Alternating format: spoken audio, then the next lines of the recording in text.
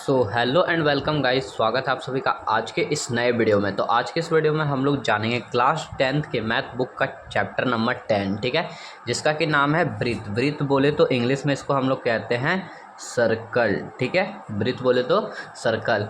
तो हम लोग जो है पिछली क्लास में यानी क्लास 9th में हम लोग इसमें जीवा के बारे में पढ़ चुके हैं, वृत्तखंड के बारे में पढ़ चुके हैं, त्रिज्यखंड के बारे में, चाप के बारे में पढ़ चुके हैं, ठीक है। तो आज के ये जो क्लास है, आज का जो ये मतलब चैप्टर है, इसमें हम लोग जानेंगे अप्रतिच्छेद रेखा, ठीक है, अप्रतिच्छेद रेखा, उसके बाद छेदक रेखा, उसके बाद स्पर्श रेखा, इन सब को जानेंगे। और थोड़ा थोड़ा ओवरव्यू में हम लोग चाप वगैरह के बारे में भी जानेंगे, जीवा वगैरह के बारे में। तो सबसे पहले ये कुछ एक सर्कल है, ठीक है, ये क्या है, तो एक सर्कल है जो कि मैंने बनाया है। अब यहाँ पर क्या होता है, यहाँ पे इसका केंद्र होता है जिसको कि हम लोग कहते हैं केंद्र, ठीक है। तो ये जो रहता है इसको केंद्र कहते हैं। तो केंद्र से अगर आप ये जो वृत्त की ये जो है ये इसको वृत्त की परिधि कहते हैं, ठीक है। सो केंद्र से परिधि की जो दूरी होती है उसको कहते हैं आर, यानी कि त्रिज्या। उसको क्या कहते हैं, तो उसको हम लोग कहते हैं त्रिज्या। त्रिज्या को जो है वो आर से डिनोट किया जाता है, क्योंकि त्रिज्या का इंग्लिश होता है रेडियस, ठीक है। तो त्रिज्या हो गया हम लोग का, त्रिज्या हम लोग का हो गया आर, ठीक है, यानी कि इसको हम लोग कहते हैं रेडियस, RADIUS, ठीक है, रेडियस हो गया। अब देखिए ये जो है परिधि, ठीक है, वृत्त की परिधि पर दो स्थान पे अगर केंद्रक से होती हुई वृत्त को दो खंडों में विभाजित करती है, उसको हम लोग कहते हैं व्यास, ठीक है, उसको हम लोग कहते हैं व्यास। इसको हम लोग डी से डिनोमिनेट करते हैं, डी से हम लोग इसको लिखते हैं, ठीक है, डी से निर्देशित करते हैं। डी से हो गया हम लोग का डायमीटर, ठीक है, डी से हम लोग का हो गया डायमीटर, ठीक है। अब हम लोग से पूछेगा कि बताइए कि ये जो त्रिज्या है, ठीक है, ये जो त्रिज्या है और ये जो व्यास है, इनके बीच का संबंध क्या है, ठीक है।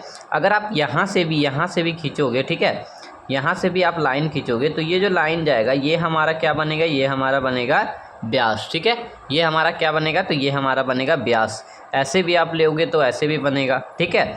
तो वो क्या करेगा, तो वृत्त को जो है वो दो भागों में बांटेगा, ठीक है। और ये जो एक रहता है, ये हम लोग का रहता है, ये जो बन रहा है, ठीक है, ये जो एक खंड बन रहा है, वृत्त को हम लोगों ने इसमें कितने खंड में बांटा, एक खंड ये हो गया, दूसरा ये, तीसरा ये, चौथा ये जो एक खंड है इसको हम लोग कहते हैं त्रिज्यखंड। इसको हम लोग क्या कहते हैं, त्रिज्यखंड, यानी त्रिज्या के द्वारा किया गया खंड को हम लोग कहते हैं त्रिज्यखंड। क्या कहते हैं, तो त्रिज्यखंड। त्रिज्यखंड किसे कहते हैं, तो त्रिज्या के द्वारा किए गए खंड को, दो त्रिज्या के द्वारा किए गए खंड को हम लोग क्या कहते हैं, तो त्रिज्यखंड कहते हैं। दो त्रिज्या के द्वारा बनाए गए वृत्त में खंड को, वृत्त में खंड जो होता है उसको हम लोग कहते हैं त्रिज्यखंड, ठीक है। अब हम लोग जानते हैं कि चाप क्या होता है। चाप देखो, ये तो यहाँ तक हम लोगों ने जान लिया कि यहाँ से यहाँ तक जो रहेगा वो त्रिज्या रहेगा।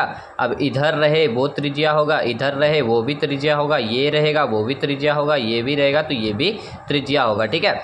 लेकिन ये जो पूरा रहेगा, ठीक है, ये क्या है, ये हमारा ये है पूरा वृत्त की परिधि, ठीक है, ये क्या है, तो ये हमारा कंप्लीट है वृत्त की परिधि, ठीक है, वृत्त की परिधि। आप बोलिएगा कि वृत्त की परिधि क्या होता है, ठीक है। सो सबसे पहले जान लेते हैं कि वृत्त की परिधि का फॉर्मूला क्या होता है। तो वृत्त की परिधि यानी कि पेरीमीटर ऑफ सर्कल, ठीक है, perimeter, PERIMETR, perimeter of circle, ठीक है। तो ये जो है हमारा होता है 2πr, ठीक है, क्या होता है, तो 2πr, जहाँ पे पाई क्या है, तो पाई का मान हम लोग जानते हैं 22/7 होता है, ठीक है, और पाई क्या है, तो एक अपरिमेय होता है, ठीक है। तो ये जो हमारा परिधि है, इसके दो बिंदु पे, मान लो ये बिंदु हमारा है P, ये बिंदु है हमारा Q, ठीक है। तो बिंदु P तथा Q पर जो बिंदु P तथा Q से जाते हुए केंद्रक को स्पर्श करते, यानी केंद्रक को छूते हुए जो रेखा जाती है उसे हम लोग कहते हैं व्यास, ठीक है। और ये हमारा त्रिज्या हो गया। अब हम लोग इसमें जानते हैं कि चाप क्या होता है, ठीक है, या जीवा क्या होता है। जैसे मान लो ये था केंद्रक, ठीक है, तो यहाँ से यहाँ जो गया ये था हमारा व्यास, ठीक है, लेकिन ये जो है ऐसे अगर हम लोग लाइन देंगे तो क्या ये हमारा व्यास होगा? तो ये हमारा व्यास नहीं होगा। क्यों? क्योंकि ये केंद्रक को नहीं छू रहा है, केंद्रक को स्पर्श नहीं कर रहा है, अतः ये हमारा क्या होगा? ये हमारा हो जाएगा जीवा, ठीक है। क्या होगा? ये हमारा हो जाएगा जीवा। इसको हम लोग क्या बोलेंगे? तो इसको हम लोग बोलेंगे जीवा, ठीक है। समझ में आया? यहाँ तक समझ में आ रहा होगा, ठीक है। तो ये हमारा क्या हो गया? तो ये हमारा हो गया जीवा, ठीक है। इसी को हम लोग कहते हैं वृत्तखंड, इसको हम लोग वृत्तखंड भी कहते हैं, ठीक है। ये जो यहाँ से यहाँ तक का जो खंड बना ये हमारा हो गया वृत्तखंड, यानी कि वृत्त का खंड, ठीक है। समझ में आया? तो ये हमारा वृत्तखंड हो गया। और ये जो लाइन था, मान लीजिए यहाँ से यहाँ दे दिए, तो ये भी हमारा क्या होगा? ये भी जो लाइन होगा हमारा जीवा होगा, ठीक है। ये भी हमारा क्या होगा? तो ये भी हमारा जीवा होगा, ठीक है। तो यहाँ तक तो समझ में आया होगा। अब हम लोग जानते हैं कि ये जो मैंने बताया आपको कि स्पर्श रेखा क्या होता है, ठीक है। स्पर्श रेखा क्या होता है? ये वृत्त है, ठीक है, ये वृत्त है। वृत्त का बिंदु यहाँ पर मान लेते हैं, यहाँ पर बिंदु ए है और नीचे ये बी है, ठीक है। तो बिंदु ए को स्पर्श करते हुए कोई रेखा जा रही है, ठीक है। बिंदु ए पर स्पर्श होते हुए कोई रेखा जा रही है, ठीक है। ये कोई रेखा है, तो ये जो है किस बिंदु पर स्पर्श हो रही है? तो ये जो है बिंदु ए पे स्पर्श कर रही है, बिंदु ए को टच करते हुए, वृत्त को टच करते हुए जा रही है, ठीक है। तो ये जो है हमारा हो जाएगा स्पर्श रेखा।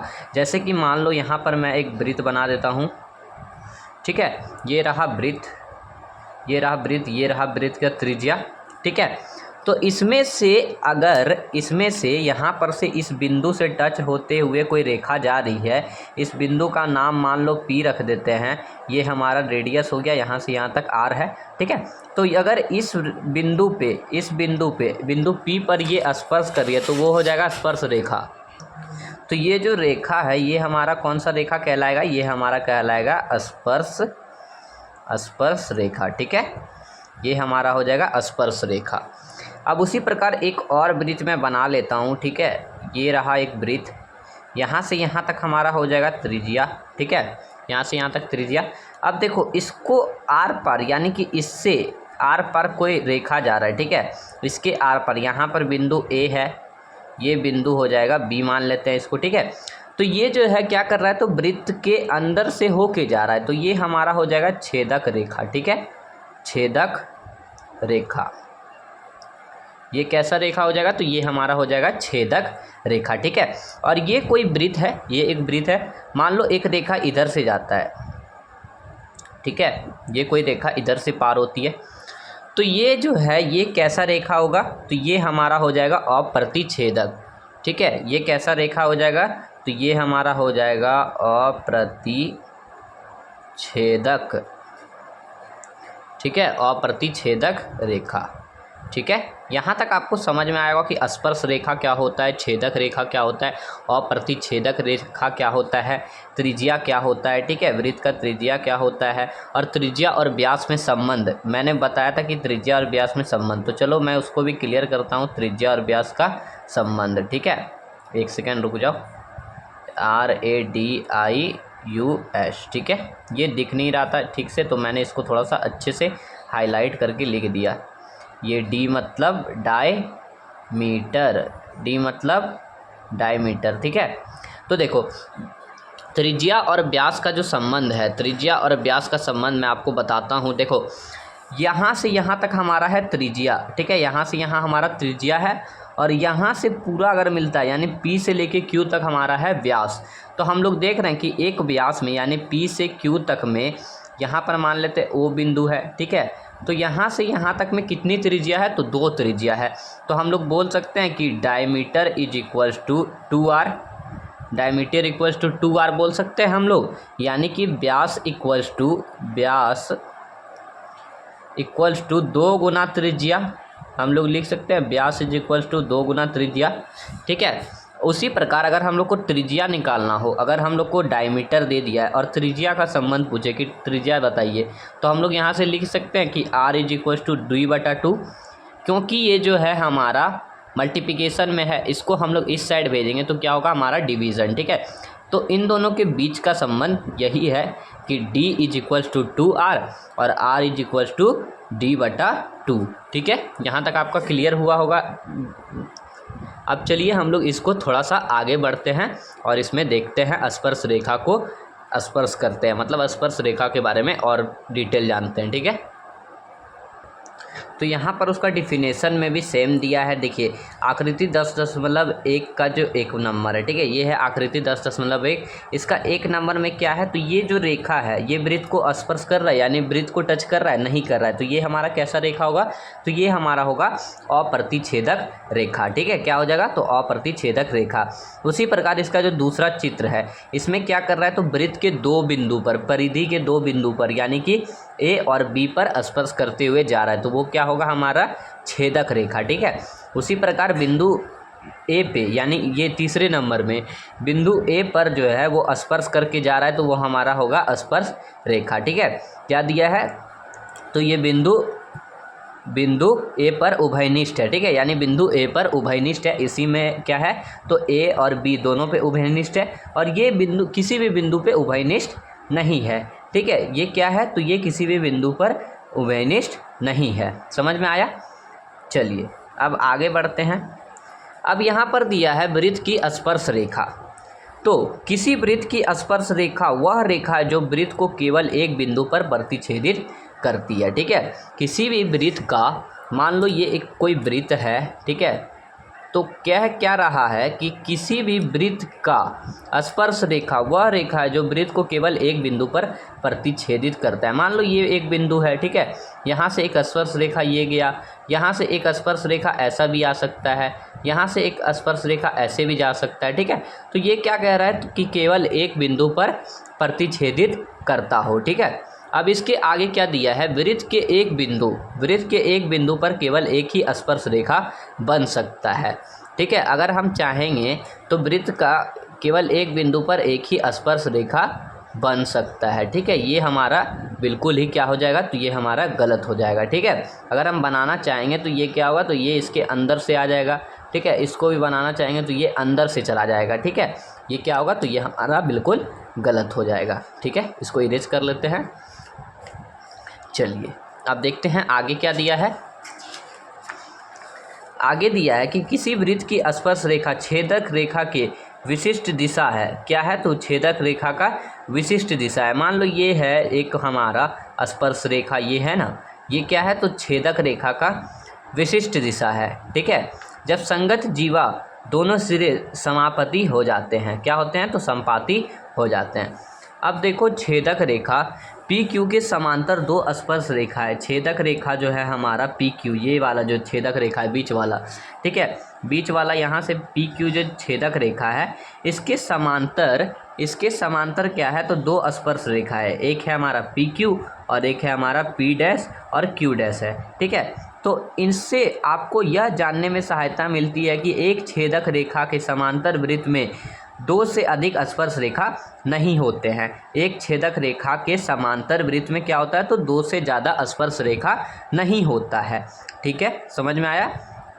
अब देखो आगे क्या दिया है, तो स्पर्श रेखा और वृत्त के उभयनिष्ठ बिंदु को स्पर्श बिंदु कहते हैं। स्पर्श रेखा और वृत्त के उभयनिष्ठ बिंदु को क्या कहते हैं, स्पर्श बिंदु कहते हैं। ये आपको क्वेश्चन आगे मिलेगा, ठीक है, आपसे पूछेगा उसमें कि वृत्त तथा उसके स्पर्श रेखा के उभयनिष्ठ बिंदु को क्या कहते हैं, तो आपको कहना है स्पर्श बिंदु, ठीक है। समझ में आ रहा है। चलिए अब हम लोग यहाँ पर से जो है वो परिमेय 10.1 को जान लेते हैं, ठीक है। तो परिमेय 10.1 में क्या कहता है कि वृत्त के किसी बिंदु पर स्पर्श रेखा बिंदु से जाने वाली त्रिज्या पर क्या होगा, लंब होगा, ठीक है। चलिए मान लेते हैं। मान लीजिए कि ये मैंने एक वृत्त बनाया, ठीक है, ये वृत्त कम अंडा ज़्यादा लग रहा है, ठीक है। सो यहाँ से क्या हो रहा है, तो एक स्पर्श रेखा जा रहा है, ठीक है, ये स्पर्श रेखा जा रहा है। मान लेते हैं इसको ये है, ए है, ये बी है, ठीक है। यहाँ पर केंद्र है, यहाँ पर क्या होगा, तो हमारा ओ होगा, ठीक है। अब क्या कह रहा है, ये जो स्पर्श यहाँ पर कर रहा है, ठीक है, स्पर्श जो कर रहा है यानी कि केंद्रक से लेके स्पर्श बिंदु पर यहाँ पर क्या होगा तो लंब बनेगा। तो हम लोग देख रहे हैं कि यहाँ पर ऑलरेडी क्या हो रहा है तो लंब बन रहा है, ठीक है, यहाँ पे क्या हो रहा है तो लंब बन रहा है। और अगर हम इसको डॉट डॉट डॉट डॉट ऐसे ऐसे करके बनाते हैं ना तो यहाँ पर हमारा 90 डिग्री बनता है, ठीक है, यहाँ पे क्या होता है तो हमारा 90 डिग्री बनता है। वही हमको इसमें बोला गया है परिमेय 10.1 में, ठीक है। अब हम लोग बढ़ते हैं क्वेश्चन की ओर। तो एक वृत्त में कितनी स्पर्श रेखा हो सकती है, एक वृत्त में कितनी स्पर्श रेखा हो सकती है बताइए। मैंने आपको बताया ना कि एक वृत्त में क्या होता है तो एक वृत्त में अनेक स्पर्श रेखा हो सकती है। मान लो ये हमारा एक वृत्त है, ठीक है, मैंने ये एक वृत्त बनाया, ठीक है, एक स्पर्श रेखा अपन इधर से खींच सकते हैं, दूसरा स्पर्श रेखा अपन ऐसे भी खींच सकते हैं, ठीक है, तीसरा हम लोग ऐसे खींच सकते हैं, यानी इसमें हम लोग अनेक खींच सकते हैं, ठीक है, बहुत तरह से ऐसे भी खींच सकते हैं, ऐसे भी खींच सकते हैं। तो हम लोग इसमें क्या कर सकते हैं तो अनेक है ना स्पर्श रेखा खींच सकते हैं। तो यहाँ पर क्वेश्चन नंबर 1 में हम लिखेंगे कि एक वृत्त में अनेक स्पर्श रेखा या अनंत, हम अनेक लिख देते हैं, अनेक स्पर्श रेखा खींच सकते हैं, ठीक है, क्या कर सकते हैं तो अनेक रेखा खींच सकते हैं या अनेक रेखा हो सकती है, ठीक है, अनेक रेखा हो सकती है। समझ में आ रहा है। चलिए क्वेश्चन नंबर 1 का आंसर हमारा यही हो जाएगा कि एक वृत्त में जो है हमारा अनेक स्पर्श रेखा हो सकती है, ठीक है। अब हम लोग देखते हैं क्वेश्चन नंबर 2 में क्या दिया है। तो क्वेश्चन नंबर 2 में इसका जो है वो थोड़ा सा मतलब टिक द करेक्ट वाला ऑप्शन क्वेश्चन है, यानी कि खाली जगह दे दिया, उसको भरना है, लेकिन उससे पहले क्या करना है तो अपन को इसको इरेज करना है, ठीक है, खाली जगह दिया उसको भरना है, उससे पहले अपन को इसे इरेज करना है। देखा एक राइम्स बन गया ना। तो चलो क्या दिया है कि किसी वृत्त की स्पर्श रेखा उसे बिंदु पर प्रतिच्छेद करती है। तो किसी वृत्त की स्पर्श रेखा उसे किस बिंदु पर प्रतिच्छेद करती है, तो जिस बिंदु पर प्रतिच्छेद करती है उसका नाम बताना है। तो चलिए बताते हैं। तो ये जो है कि मतलब किसी वृत्त की स्पर्श रेखा उसे जो है कितने बिंदु पर प्रतिच्छेद करती है। मान लो ये वृत्त है, ठीक है, इसके यहाँ से एक स्पर्श रेखा जाती है, तो वो कितने बिंदु पर प्रतिच्छेद करती है तो एक बिंदु पे प्रतिच्छेद करती है, ठीक है। तो इसका हमारा क्या हो जाएगा तो किसी वृत्त का स्पर्श रेखा उसे एक बिंदु पर प्रतिच्छेद करती है, ठीक है, एक बिंदु पर प्रतिच्छेद करती है। समझ में आ गया। अब इसका 2 नंबर, वृत्त के 2 बिंदुओं पर प्रतिच्छेद करने वाली रेखा को क्या कहते हैं। मान लो ये हमारा वृत्त के अंदर से एक रेखा गया, ठीक है, तो ये क्या है तो इसके 2 बिंदुओं पर प्रतिच्छेद कर रहा है, यहाँ से यहाँ कर रहा है, इधर भी एक रेखा गया, इसको यहाँ पर भी प्रतिच्छेद कर रहा है, यहाँ पे भी प्रतिच्छेद कर रहा है। तो जब 2 बिंदु पर प्रतिच्छेद करता है उसे हम लोग कहते हैं छेदक। क्या कहते हैं छेदक, ठीक है, समझ में आ रहा है। अब देखिए कि एक वृत्त की समांतर स्पर्श रेखा हो सकती है, एक वृत्त में कितनी समांतर स्पर्श रेखा हो सकती है, ठीक है। तो देखिए एक वृत्त में जो है हमारा एक यहाँ से समांतर गया, ठीक है, एक यहाँ से समांतर स्पर्श रेखा गया, एक यहाँ से जाएगा, ठीक है। तो केवल हमारा जो है वो 2 ही हो सकता है। कितना हो सकता है तो 2, यानी कि एक वृत्त में 2 समांतर स्पर्श रेखा हो सकती है, ठीक है। वृत्त तथा उसकी स्पर्श रेखा के उभयनिष्ठ बिंदु को क्या कहते हैं। देखो यहाँ पर ये वाला है ना पॉइंट कि स्पर्श रेखा और वृत्त के उभयनिष्ठ बिंदु को क्या कहते हैं, लेकिन इसमें क्वेश्चन में क्या बोला है तो वृत्त और उसके स्पर्श रेखा के उभयनिष्ठ, यानी कि वृत्त को पहले बोल दिया है और स्पर्श रेखा को बाद में बोला है। तो यहाँ पर क्या है स्पर्श बिंदु, तो हम लोग इसमें लिख सकते हैं स्पर्श बिंदु, ठीक है, स्पर्श बिंदु। समझ में आया। अब बढ़ते हैं क्वेश्चन नंबर 3 की ओर और देखते हैं क्वेश्चन नंबर 3 में क्या दिया है, ठीक है। तो क्वेश्चन नंबर 3 में दिया है कि 5 सेंटीमीटर वाले त्रिज्या के एक वृत्त के बिंदु P पर स्पर्श करने वाले PQ केंद्र से जाने वाला, देखो 5 सेंटीमीटर त्रिज्या वाला एक वृत्त है। सबसे पहले वृत्त को बना लेते हैं, ठीक है। तो 5 सेंटीमीटर त्रिज्या वाला एक वृत्त है, ये हमारा कोई एक वृत्त है, ठीक है, ये वृत्त है, इसकी त्रिज्या 5 सेंटीमीटर है, ठीक है। उसके बाद फिर क्या बोला है कि 5 सेंटीमीटर वृत्त वाले 5 सेंटीमीटर त्रिज्या वाले वृत्त के बिंदु P पर स्पर्श रेखा, बिंदु P मान लो यहाँ से कोई स्पर्श रेखा जाती है, ठीक है, स्पर्श रेखा यहाँ पर बिंदु P है, ठीक है। तो बोल रहा है स्पर्श रेखा बिंदु P क्यू केंद्र ओ से जाने वाली रेखा से बिंदु क्यू पर इस प्रकार मिलती है कि O Q is equal to 12 centimetre. तो देखो मान लो ये पी है और यहाँ जो है स्पर्श रेखा क्या है, तो पी क्यू इसको हम लोग मान लेते हैं, ठीक है। और ये जो है देखो यहाँ पर क्या होता है, यहाँ पर हमारा लंब बनता है, ठीक है। यहाँ पे क्या होता है, तो लंब बनता है, ठीक है। यहाँ पे लंब बनता है, इधर भी अगर त्रिज्या है तो इधर भी त्रिज्या होगा ना, तो इसको अब हम लोग ऐसे मिला सकते हैं। तो ये हमारा क्या हो रहा है, यहाँ पर हम लोग देखते हैं कि ये जो जब लंब है तो ये हमारा हो जाएगा हाइपोटेनियस, ये हमारा हो जाएगा बेस, ये हमारा परपेंडिकुलर होगा, यहाँ पे 90 डिग्री का कोण बनेगा, ठीक है। यहाँ पे 90 डिग्री का कोण बनेगा और ये हमारा केंद्रक क्या है, तो जीरो है। केंद्र क्या है, जीरो है, सॉरी केंद्रक बोल दिया मैंने। अब इसको सॉल्यूशन करने के लिए हम लोग को क्या करना होगा, इसको सॉल्व करने के लिए प्रमेय एक में हम लोगों ने क्या पढ़ा था, प्रमेय एक में क्या पढ़ा था कि जहाँ पर स्पर्श करेगा वहाँ पर क्या होगा, तो लंब बनेगा। तो हम लोग लिख सकते हैं कि प्रमेय एक बोल दिया था मैंने शायद, प्रमेय 10.1 सॉरी 10.1 से, ठीक है। प्रमेय 10.1 से हम लोग जानते हैं कि जब ये हमारा लंब है तो ये हमारा हाइपोटेनियस होगा, ये हमारा बेस होगा। तो ये जो त्रिज्या है हम लोग को दिया है 5 सेंटीमीटर, ठीक है। और पी क्यू का जो मान है वो हम लोग को दे दिया है मतलब ओ क्यू का मान जो है वो हम लोग को दे दिया है,